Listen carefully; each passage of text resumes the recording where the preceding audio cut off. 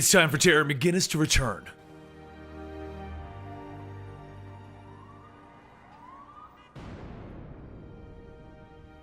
Welcome to the Complete Story Series, where I take trade paperbacks and single issues, and I break them down into digestible bites to help you understand. Then I read it dramatically back to you. All alterations to the panels, text, and images are to prevent copyright problems, and all art is owned by its respective companies. For Terry McGinnis, Neo Gotham is his home. Even though things never change, there is one thing that did. Him becoming Batman. However, our story didn't just start with Terry kicking in a bus window to come stop the Joker's thugs and slam their heads into the ground before throwing them out of the window. It all started one night when him and Dana were confronted by the Joker's thugs and him jumping on a bike to lead them away. While they chased him, Terry McGinnis turned down an old road and he almost hit an old man. But that old man wasn't just anyone, he was Bruce Wayne. Bruce helped Terry take down the thugs, and afterwards, he helped Bruce back into his house to help him get his medication. While sleeping from the meds, Terry happened upon a strange clock, and behind it, discovered a staircase into a wondrous cave, one he realized belonged to the man Bruce Wayne, who was really Batman.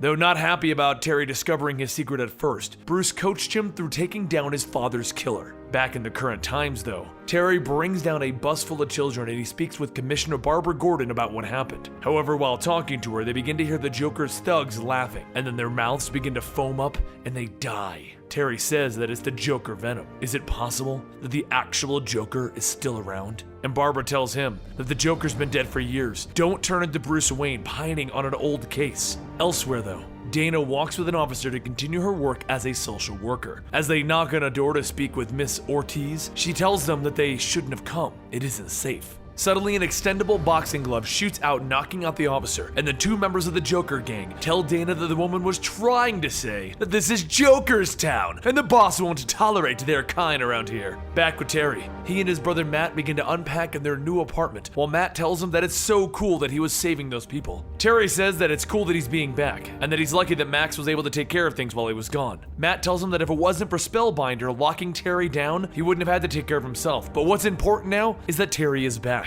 As Terry and Matt joke, Max takes out her phone stating that she can't believe he's here. Dana, she's been taken by the Jokers. Terry suits up and he begins to head out, but as he goes, he begins to think about how him and Dana used to be close, but with Batman becoming a bigger thing in his life, she's become less important. While Spellbinder took him off the grid, everyone assumed that he was dead, and Dana moved on. So what is he supposed to say when he sees her? Hey, I'm back from the grave, and I'm Batman. But as Terry begins to ask where he can find the Jokers, a fist flies out, punching him, stating, "You don't look fun." A giant member of the Joker's gang knocks Terry around and then begins to pull down the wall over him and begins to laugh. However, over in the No Laughin' Matter club, Dana sits in a chair telling the man before her that she knows who he is. He is Carter Wilson. And he tells her that that was his name as a child. Now, he goes by Terminal. She asks why he brought her here, and he tells her that it wasn't actually him. Someone else gave the order, the real man in charge. Terminal then points to a window stating that he's raising him from the dead, the Joker.